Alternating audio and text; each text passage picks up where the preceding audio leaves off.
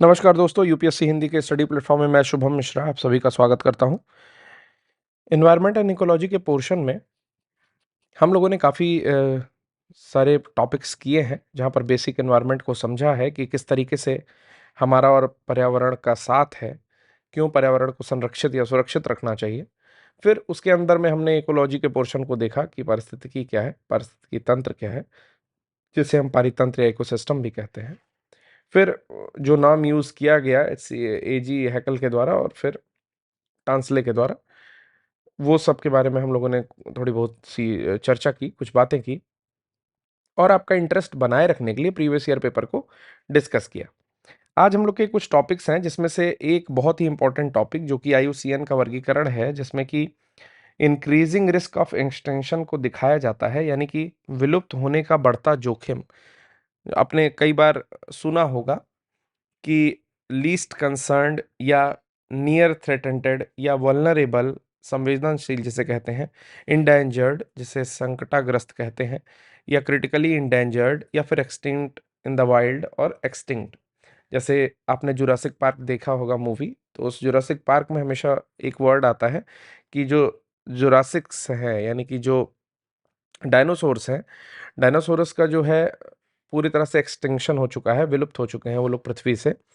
तो ये जो प्रोसेस है, कहा जाता है कि जिस तरह से पृथ्वी गर्म हुई, उस कारण से वो एक्सटिंक्ट हुए। और वो 2 टाइप के थे, एक तो थे आपके कार्निवोर थे, जो मनुष्य और मतलब बाकी एनिमल्स को खाते थे, और एक हर्बीवोर थे, यानी कि शाकाहारी टाइप के थे। तो एक्सटिंक्ट वर्ड पर मैं ज़्यादा फोकस कर रहा हूँ, एक जो एक्सटिंक्शन है, उसके बारे में जानकारी देता है। तो धीरे-धीरे उनका क्रम रहा होगा, पहले वो संख्या में कम हुए होंगे, फिर वो संकटापन्न कैटेगरी में आए होंगे, फिर वो संवेदनशील हुए होंगे, फिर वो संकटग्रस्त हुए होंगे। इसी तरीके से हमारे टाइगर्स हो गए, ठीक है? या फिर बटरफ्लाइज़ हो गई कई टाइप की, या फिर टिपिकल रैट हो गया। कुछ डिफरेंट डिफरेंट कैटेगरीज़ को जो है आईयूसीएन रखती है, जो रेड डेटा बुक के नाम से एक लिस्ट जारी करती है। उसमें जितनी भी ऐसी स्पीशीज़ होती हैं जो नियर थ्रेटेंटेड या क्रिटिकली एंडेंजर्ड की कैटेगरी में आती हैं, धीरे-धीरे आपको समझ में आता जाएगा जो मैं बातें कर रहा हूँ। इसके साथ-साथ और हम और भी इंटरेस्टिंग चीज़ें देखेंगे, हम समझेंगे कि एनवायरनमेंट से क्वेश्चन कैसे बनते हैं, कहाँ से आते हैं, क्या-क्या टॉपिक्स हैं। तो स्टार्ट करते हैं बायोडायवर्सिटी से। बायोडायवर्सिटी यानी कि वेट अ मिनट, बायोडायवर्सिटी यानी कि जैव विविधता। हिंदी वाले बच्चों के लिए मैंने कोशिश किया है कि हर चीज़ की हिंदी लिखी जाएगी, और ज़्यादातर मैं हिंदी बोलता हूँ, तो आई थिंक आप लोग उतना तो समझ ही सकते हैं, ठीक है? मैं पूरी तरह से हिंदी इसलिए नहीं बोल सकता क्योंकि शायद मेरी प्रवृत्ति नहीं होगी, मैं कुछ बातें इंग्लिश में उसमें बीच में लाता रहता हूँ। और पूरी तरह से इंग्लिश इसलिए नहीं बोल सकता क्योंकि शायद आपको उतना समझ में ना आए जो हिंदी माध्यम के हैं, और दूसरा शायद ज़्यादा इंग्लिश बोलने पे मुझे खुद समझ में ना आए, ठीक है? क्योंकि बातें जितनी ईज़िली कन्वे कर सकता हूँ मैं हिंदी में, I feel more comfortable in Hindi, तो मुझे लगता है कि हिंदी ज़्यादा बेटर है आपके समझने के लिए भी और मेरे अपनी बातें कन्वे करने के लिए भी, ठीक है? स्टार्ट करते हैं। Biodiversity is the number and variety of living organism present in a specific geographic area. तो बायोडायवर्सिटी क्या है? बायोडायवर्सिटी जैसे डाइवर्स मतलब होता है विभिन्नता है, ठीक है ना? तो अगर एक जगह को कंसर्न किया जाए, किसी के जियोग्राफिकल एरिया को कंसर्न किया जाए, जैसा कि यहाँ पर फ़ोटो में दिखाया हुआ है, ठीक है? तो वहाँ पर अगर वेरियस टाइप के प्लांट्स पाए जा रहे हैं, एनिमल्स पाए जा रहे हैं, माइक्रो ऑर्गेनिज़्म यानी कि सूक्ष्म जीव पाए जा रहे हैं, ठीक है? The genes they have and the ecosystem formed by them based on the 3 elements of biodiversity, ठीक है? तो कह रहा है कि अगर वहाँ पर बहुत अलग-अलग तरह के प्लांट्स पाए जाएँ, एनिमल्स पाए जाएँ, माइक्रो ऑर्गेनिज़म्स पाए जाएँ, ठीक? तो ये सब एक इकोसिस्टम को वहाँ पे निर्माण करते हैं, एक इकोसिस्टम बनाते हैं, और वहाँ पर इन्हीं लोगों से बायोडायवर्सिटी या जैव विविधता यानी कि जीव जो हैं वो भिन्न-भिन्न प्रकार के पाए जा रहे हैं, इसीलिए इसे ही बायोडायवर्सिटी कहते हैं, ठीक है? यानी कि जहाँ पर भी बायोलॉजिकल डायवर्सिटी है उसे ही शॉर्ट फॉर्म में बायोडायवर्सिटी कहते हैं। नेक्स्ट आता है हम लोग का कि ये जो है 3 एलिमेंट पर बेस्ड होता है बायोडायवर्सिटी। पहला होता है जीन्स, ठीक है? Species and ecosystems. तो जीनस, स्पीसीज़ और इकोसिस्टम पर बेस्ड होता है। अब इसके बारे में देखते हैं तीनों टाइप के बारे में। अगर जेनेटिक डाइवर्सिटी की बात करें, तो जेनेटिक डाइवर्सिटी जैसा कि नाम से ही क्लियर हो रहा है कि एक पर्टिकुलर स्पीसीज़ है, उस स्पीसीज के अंदर में अगर उसके जीन डिफरेंट होते हैं, लाइक स्पीसीज कुछ भी मान लो, जैसे इसमें जो एग्जांपल दिया है वही लेते हैं, क्या दिया है, ब्यूटीफुल बटरफ्लाईज यहाँ पर दिया हुआ है, ठीक है। तो किसी एक बटरफ्लाई को मान लो और उस बटरफ्लाई यानी कि एक स्पीसीज है, इसके जीन्स को चेंज कर दो तो कोई और टाइप की बटरफ्लाई होगी, कोई ब्लू कलर की होगी, कोई मरून होगी, कोई येलो होगी, कोई, ठीक है। तो जीन्स चेंज करने से कुछ कुछ स्ट्रक्चरल चेंज उनमें आता है, तो इसे ही जेनेटिक डाइवर्सिटी कहते हैं, यानी कि एक ही स्पीसीज में जीन्स चेंज करने से अलग अलग टाइप की टाइप बन गई, ठीक है। अगला आता है स्पीसीज डाइवर्सिटी। स्पीसीज डाइवर्सिटी क्या है कि it refers to the variety of species within a particular geographical area. एक जियोग्राफिकल एरिया लीजिए, जी ए जियोग्राफिकल एरिया, एक भौगोलिक क्षेत्र लीजिए, और इस भौगोलिक क्षेत्र में क्या करो कि आप ऑब्जर्व करो कि देखो डिफरेंट डिफरेंट टाइप की स्पीसीज पाई जाती हैं, ठीक है। जैसे हम ही लोग जहां पर रहते हैं उसी एरिया को ले लेते हैं, तो खुले में क्या क्या पाया जाता है, हम लोग खुले में डॉग देखते हैं, खुले में हम लोग गाय भैंस देखते हैं, बछड़े देखते हैं, ठीक है, सांड देखते हैं, ठीक है। और इसी टाइप के कुछ विशेष एनिमल कभी कभार रात के टाइम में कुछ और स्पीसीज देख लेते हैं। जनरली हमें यही दिखती हैं, बकरियां दिख जाती हैं, ठीक है, घोड़े, ऊंट। तो मान लो कि एक जियोग्राफिकल एरिया में ऊंट तो डिफरेंट है, बट अगर एक जियोग्राफिकल एरिया में आप इस तरह की डिफरेंट डिफरेंट स्पीसीज देखती हैं, अगर छोटे जानवर में आ जाओगे तो फिर चूहे से लेकर के सांप, ठीक है, गोजर, बिच्छू, जो भी जिस टाइप की भी दिखती है आपको, ठीक है। बर्ड्स में आ जाओगे तो बर्ड्स में भी डिफरेंट बर्ड्स, तो इन्हें ही कहेंगे आपका स्पीसीज डाइवर्सिटी। तो species which are different from one another do not interbreed naturally. ये इंटरब्रीड नहीं करती है नेचुरली। ऐसा नहीं है कि कोयल जो है वो कबूतर के साथ ब्रीडिंग कर रही है, ठीक है। ब्रीडिंग मतलब कि जो भी उन लोग का अंडे सेने का प्रोसेस है पूरा, ठीक है, रिप्रोडक्शन से रिलेटेड, वो काम नहीं होता है। स्पीसीज डाइवर्सिटी हो गई। देन आता है इकोसिस्टम और कम्युनिटी डाइवर्सिटी। क्या है? It refers to the diversity of different biological communities, ecosystem like forest, desert, lakes, corals इत्यादि, ठीक है। कम्युनिटी पूरी की पूरी या इकोसिस्टम पूरा का पूरा डिफरेंट है। लाइक पॉन्ड में रहने वाले लोग, जो लोग पॉन्ड में रह रहे हैं वहां पर जो इकोसिस्टम है वो बिल्कुल डिफरेंट है। अगर डेजर्ट में रह रहे हो, ठीक है, तो यहाँ का इकोसिस्टम बिल्कुल डिफरेंट है, कोरल टाइप का है, कोरल, ठीक है, कोरल्स हैं तो यहाँ पर इकोसिस्टम बिल्कुल डिफरेंट है, ठीक है। ओशियंस है तो यहाँ पर इकोसिस्टम बिल्कुल डिफरेंट है, यानी कि इनकी कम्युनिटी ही डिफरेंट है। कहीं पर ऐसे जीवधारी पाए जा रहे हैं, कहीं पर ऐसे पेड़ पौधे पाए जा रहे हैं जहाँ पर वाटर कम है, ठीक है, और जहाँ पर पानी की कमी है या स्कार्सिटी ऑफ वाटर है, वहाँ पर उनकी जड़ें क्या होंगी, बहुत गहराई तक जाएंगी, पत्तियां गूदेदार होंगी, मोटी होंगी। एग्जाम्पल के लिए आप नागफनी देख सकते हो, एक एलोवेरा देख सकते हो थोड़ा थोड़ा सा, क्योंकि उस उनकी पत्तियों में जल संचयन होगा, ठीक है।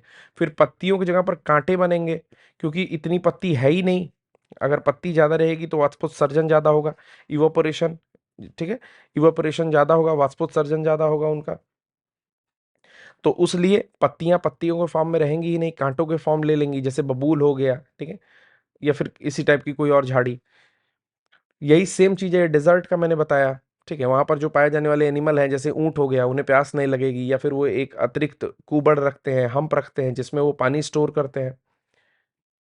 इसके अलावा आपका जो ऐस है, जो रन ऑफ कच्छ में पाया जाता है, जो गधा है एक विशेष प्रकार का, वो हो गया, तो वो लोग बने ही हुए हैं। ये सारी की सारी स्पीसीज, ये कम्युनिटी वहां रहने के लिए बनी हुई है। इसके अलावा इसी प्रकार अगर आप लेते हैं ओशियंस में रहने के लिए, तो ओशियंस में रहने के लिए गिल्स होने चाहिए, फेफड़ा जिसको कह रहे हो, ठीक है। वहां पर फिर स्ट्रीमलाइंड स्ट्रक्चर होना चाहिए। स्ट्रीमलाइंड क्या? जैसे मछली कैसी होती है ऐसी कुछ होगी, ठीक है, ऐसी। तो ये स्ट्रीमलाइंड स्ट्रक्चर है, ठीक। ये स्ट्रीमलाइन स्ट्रक्चर है, इसका जो बॉडी है देखिए, ये पानी के बहाव के साथ के अनुरूप ही ऐसे बिल्कुल स्ट्रीमलाइन है। आरेखित या ऐसा कुछ हिंदी होता है स्ट्रीमलाइन का, ठीक है। और अगर नॉर्मल ग्रास लैंड में रहते हो तो यहाँ की स्पीसीज, यहाँ की कम्युनिटी डिफरेंट है। तो इसमें जो डिफरेंस होता है उसे इकोसिस्टम या कम्युनिटी डाइवर्सिटी कहते हैं, इसमें जो विभिन्नता होती है। नेक्स्ट हम लोग चल रहे हैं, एक पॉइंट पढ़ते हैं, ये बहुत ही इंपॉर्टेंट है, इसे ध्यान से पढ़ेंगे हम लोग। The loss of species, ecosystems और genes is termed as the loss of biodiversity. अगर इसमें तीनों में से किसी का लॉस होता है तो हम लोग कहते हैं कि जैव विविधता नष्ट हो रही है, चाहे वो स्पीसीज के बेसिस पे हो, चाहे इकोसिस्टम के बेसिस पे हो, चाहे फिर जीनस के बेसिस पे हो।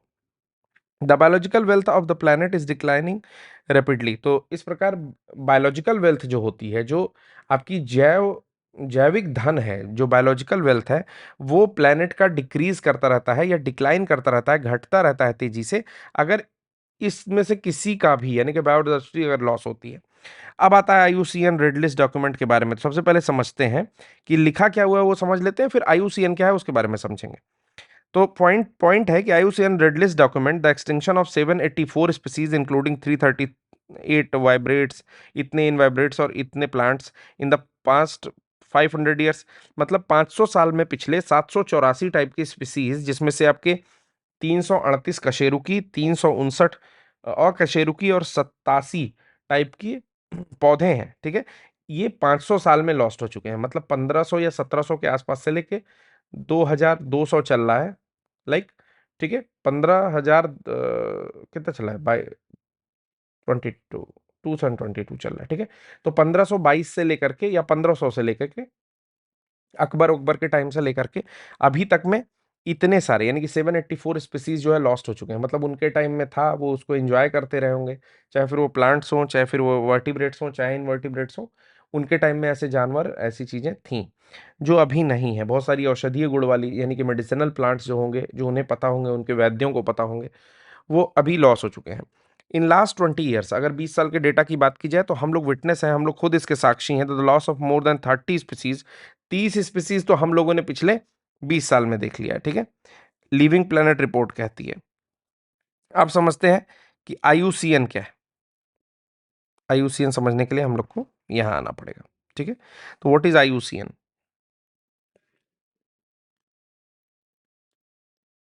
इंटरनेशनल, शॉर्ट फॉर्म में लिख दे रहा हूं, union for conservation of nature. International union for conservation of nature, ये इसका फुल फॉर्म है। ये क्या करता है? ये एक संस्था है, वैश्विक रूप में काम करती है। ठीक है, और ये क्या करती है? कंजर्वेशन करती है किसका? नेचर का, यानी कि प्रकृति का संरक्षण करती है। आइए इसमें देखते हैं, जैसे अलग अलग टाइप के हम लोग स्पीसीज को देखेंगे, सभी प्रजातियों को देखने की कोशिश करते हैं। पहले लिख लेते हैं एनी, जिसका हमें मतलब नहीं है, डीडी इसका मतलब नहीं है, एलसी इसका मतलब नहीं है, एनटी अब यहां से मतलब है, VU, EN, CR, EW, EX, जिससे मतलब है उसे मैं रेड लाइट कर देता हूं।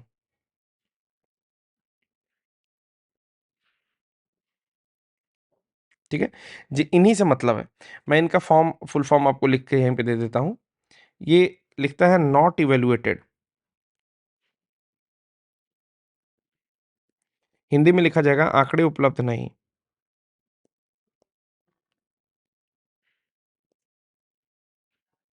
ठीक, डीडी मतलब होता है डेटा डिफिशियंट, डेटा नहीं है इनका, आंकड़े पर्याप्त नहीं, पर्याप्त आंकड़े नहीं है। लीस्ट कंसर्न्ड, हमारे जो भी दोस्त इसको देख रहे हैं इसे जरूर नोट कर लीजिएगा। ये आपको खोजने से मिलता तो है, लेकिन आप लोग कभी इस पर ध्यान देते नहीं हैं। आप चाहे जिस भी एग्जाम की प्रिपरेशन कर रहे हो, ठीक है, ये आप चाहे छोटे एग्जाम की प्रिपरेशन कर रहे हो या बड़े एग्जाम की प्रिपरेशन कर रहे हो, जिस कारण से भी आप यूपीएससी हिंदी के इस एनवायरनमेंट के सेक्शन को देख रहे हो, आप ये डेटा जरूर नोट करिएगा। अभी तक जो मैंने बताया वो बहुत इंपॉर्टेंट नहीं था, बट ये डेटा बहुत इंपॉर्टेंट है, इसलिए नोट करिएगा। अब देखिए स्टार्ट होता है यहां से, नियर थ्रेटेंटेड।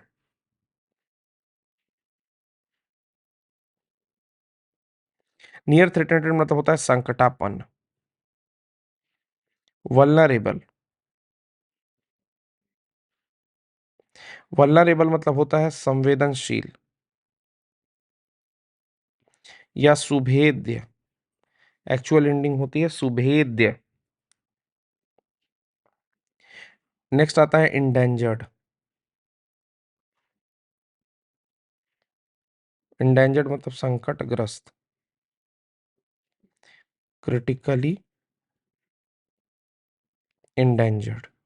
ठीक है, ई लिख दे रहा हूं यहां पे। क्रिटिकली इंडेंजर्ड मतलब होते हैं अति संकटग्रस्त। ठीक। ये होता है एक्सटिंक्ट, मतलब विलुप्त। ईडब्ल्यू का मतलब होता है एक्सटिंक्ट इन वाइल्ड लाइफ, मतलब जंगलों में गायब है। तो आईयूसीएन क्या करता है, इस तरह से एक लिस्टिंग करता है कि कौन सी स्पीसीज गायब होने वाली है, कौन सी गायब हो रही है। ठीक है, जैसे हमारा जो बाघ है जिसे टाइगर बोलते हैं, अगर बात किया जाए आईयूसीएन की तो किस लिस्ट में आता है, ये आप कमेंट करके बताएंगे। एक मैं कमेंट पढ़ना चाहता हूं, जरा पॉज करता हूं अपना वीडियो। जी लौट आया हूं। ईशा अवस्थी, मैंने एक क्वेश्चन पूछा था लास्ट टू लास्ट लेक्चर में जिसपे व्यूज गए 333, मुझे नाम नहीं मालूम है, शायद फोर्थ लेक्चर था वो। ठीक है, मैंने एक उसमें पूछा था किडनी ऑफ द लैंडस्केप।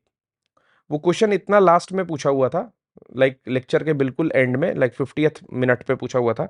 उसका आंसर इन्होंने दिया है, तो इसलिए मुझे लगा कि जो बच्चे जेन्युइनली इस लेक्चर को देखते हैं, लेक्चर सीरीज को देखते हैं, उनका नाम यहाँ पर बोलने लायक है। ठीक है, तो thank you Isha Awasthi for watching the whole lecture and answering the questions what I have asked.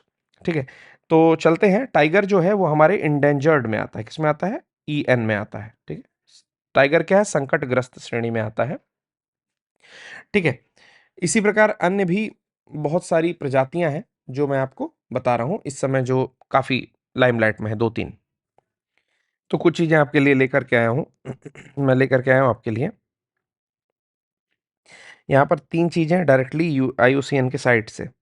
ठीक, तो देखते हैं क्या क्या है। पहला है कि IUCN की रेड लिस्ट क्या है। तो रेड लिस्ट कौन जारी करता है ये आपको पता चल गया है,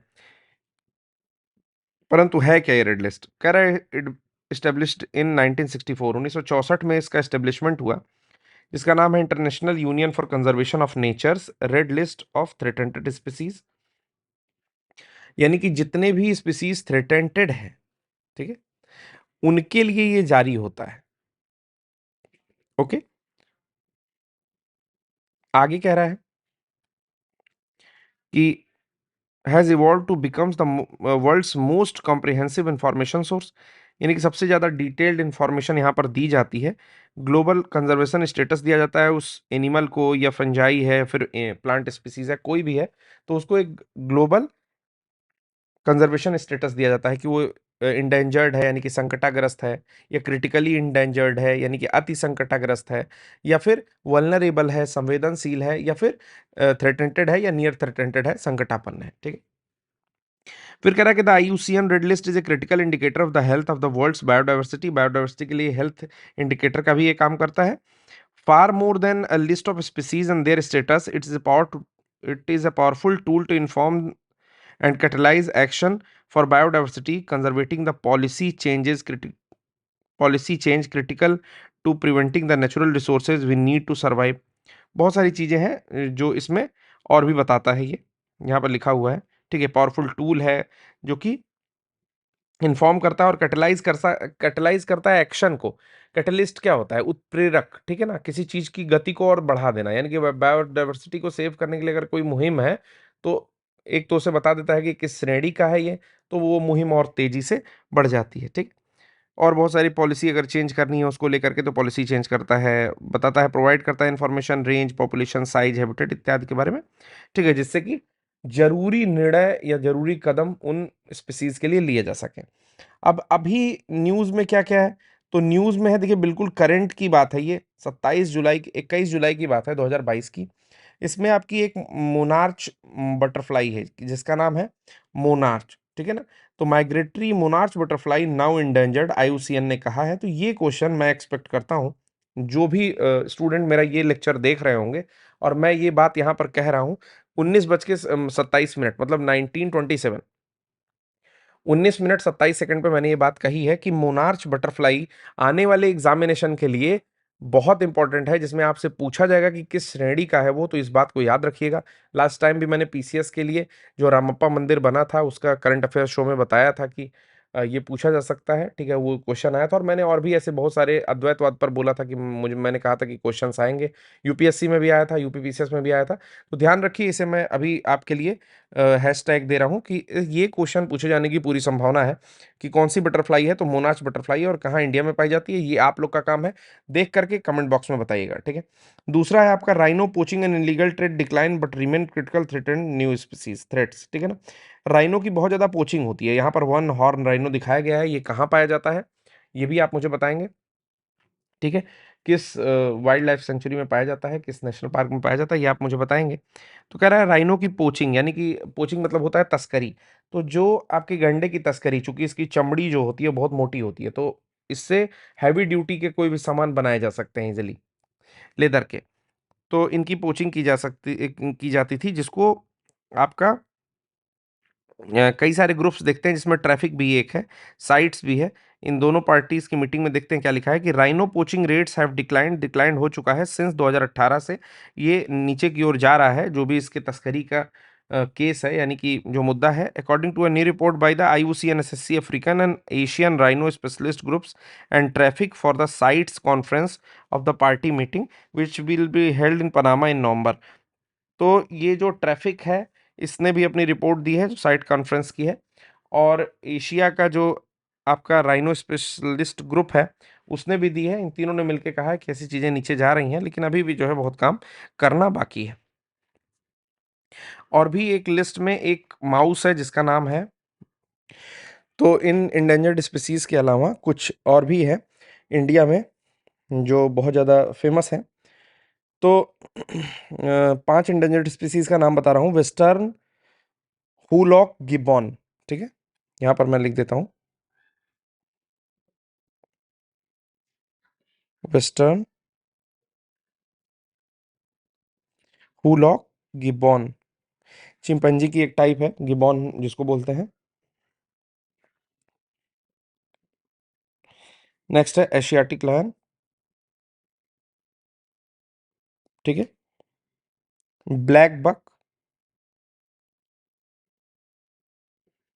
डियर की एक टाइप है, हिरन की टाइप है। कश्मीरी रेड स्टैग, ये भी इसी की टाइप है, कश्मीरी रेड स्टैग। स्टैग मतलब होता है बारहसिंघा। और lion tail macaque, lion tailed macaque, ठीक है। ये 5 हैं जो आपका इंडेंजर्ड स्पीसीज हैं इंडिया में, ठीक है। तो इसके अलावा जैसे जैसे चीजें आती जाएंगी हम लोग आपको अपडेट करते जाएंगे। चलिए आगे के पोर्शन पर चलते हैं। तो आज का अगला पोर्शन है, इसी के बारे में कुछ इन्फॉर्मेशन और दी है, जैसे लिविंग प्लांट इंडेक्स के बारे में है कि जो मेजर करता है बायोडाइवर्सिटी को अबंडेंस लेवल पर बहुत बतायत स्तरों पर, ठीक है। और जो कि परसिस्टेंट डाउनवर्ड ट्रेंड दिखा रहा है, यानी कि नितत सतत डाउनवर्ड, यानी कि गिरने वाला जो ट्रेंड है वो दिखा रहा है। एवरेज मॉनिटर्ड स्पीसीज क्या आता है, तो 58% सिंस द ईयर ऑफ 1970 से 58% के दर से जो है इस तरह से डिक्लाइन किए हैं। फिर ट्रॉपिकल फॉरेस्ट के केस में भी एक आपका 40% का डिक्लिनेशन दिखाता है स्पीसीज का 1970 से। टेम्परेट ग्रासलैंड के केस में स्पीसीज पॉपुलेशन जो है डिक्लाइन की हुई 18% से, और fresh water habitat species population है डिक्लाइन 81%। फ्रेश वाटर के नियर में जो है 81% डिक्लाइन की हुई है, और ये सब कुछ लिया गया है 1970 से। आप देख रहे हैं यूपीएससी हिंदी, ठीक है। सब्सक्राइब कर दीजिए चैनल को अगर सब्सक्राइब नहीं किया है, ठीक है। अगला आता है बायोडाइवर्सिटी हॉटस्पॉट, तो इसका नाम ही है जैव विविधता वाले हॉट स्पॉट, ठीक। हॉट स्पॉट को हॉट स्पॉट ही पढ़ेंगे, हॉट स्पॉट की हिंदी जानने की कोशिश मत करिए। चलते हैं, देखते हैं हॉट स्पॉट होता क्या है। अकॉर्डिंग टू कंजर्वेशन इंटरनेशनल के अकॉर्डिंग, मतलब उसके अनुसार, a region must fulfil the following 2 categories of qualifying जैसे हॉटस्पॉट। हॉटस्पॉट होने के लिए कोई भी, जो भी आपका जगह है, कोई भी रीजन है, वो 2 चीज़ों को मस्ट फुलफिल करना चाहिए। वो 2 चीज़ें हमेशा जो है फॉलो करनी चाहिए, फुलफिल करना चाहिए 2 कंडीशन। पहली है, the region should have at least 1500 species. कोई भी ऐसा रीजन है जिसे हॉटस्पॉट कहा जाए, तो उसके लिए पहली शर्त है कि कम से कम 1500 स्पीशीज़ का वहाँ पर, ठीक है, वो भी वेस्कुलर प्लांट का। वेस्कुलर प्लांट आपको पता है क्या होगा? मैंने आपको बता के रखा था, वेस्कुलर प्लांट वो होते हैं जिसमें जाइलम और फ्लोएम पाए जाते हैं, ठीक है? तो 1500 स्पीसीज ऑफ वेस्कुलर प्लांट हो, that should have a high degree of endemism, जिसकी डिग्री ऑफ इंडेमिज्म अधिक होती है। अब डिग्री ऑफ इंडेमिज्म क्या होता है? अब इंडेमिज्म का मतलब क्या होता है, ये मैंने आपसे कहा कि बताऊंगा। तो इसका मतलब होता है कि कोई भी स्पीसीज, देखिए एंडेमिक से आया है, आपने सुना होगा एंडेमिक, पेंडेमिक और एपिडेमिक, 3 चीजें हैं। तो उसी में ये है एंडेमिक। एंडेमिक मतलब स्थान विशेष में, मतलब इंग्लिश में समझिए, एंडेमिक का मतलब क्या होता है? स्पीसीज और प्लांट और animal that is confined to a particular location in a specific habitat and will not found, मतलब is not found anywhere else. मतलब किसी और जगह, पहली बात तो ये नहीं पाए जाते हैं, दूसरा ये एक स्थान विशेष में क्या होते हैं? आपके कन्फाइंड होते हैं, वहीं पर पाए जाते हैं, वहां के हैबिटेट होते हैं, ठीक है? तो इसे ही हम लोग कहते हैं एंडेमिक। तो यही मैंने कहा है कि the region should have at least 1500 species of vascular plants, that is it should have a high degree of endemism, यानी कि इनका एंडेमिज्म भी अधिक होना चाहिए। इट मस्ट कंटेन 30% और less of its original habitat, it must be threatened, ठीक है? तो इनका जो है 30% या उससे कम थोड़ा सा इनका ओरिजिनल हैबिटेट होना चाहिए, और ये थ्रेटेंटेड होने चाहिए।